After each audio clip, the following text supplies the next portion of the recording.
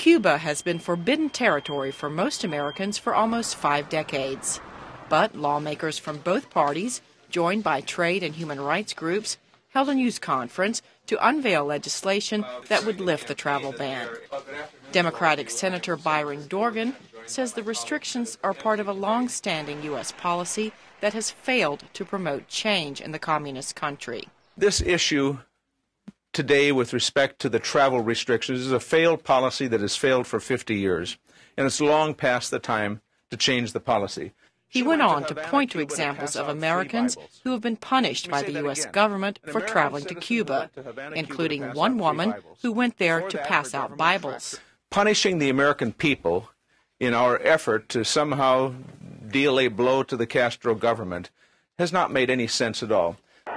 The United States broke off diplomatic ties with Havana in 1961 and imposed an economic embargo after Fidel Castro turned his revolution toward communism and aligned his country with the Soviet Union during the Cold War.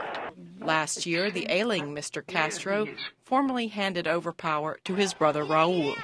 But human rights activists say the situation in Cuba has not improved. This is why Cuban-American lawmakers, such as Democratic Senator Robert Menendez, strongly oppose any easing of the embargo, arguing that revenue from tourism and trade only strengthens the Castro government.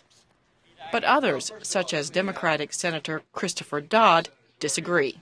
And our experience has been the one thing that totalitarianism can't stand is light, is information, is communication. That's what travel offers. That opening up doors, creating the light. President Obama has repeatedly called for a new strategy on Cuba and lifted restrictions this month on travel and remittances to the island by Cuban Americans with relatives there. Senator Dorgan and his colleagues say they hope they can move the bill to the Senate floor and to the president's desk for signature later this year. Cindy Sain, VOA News.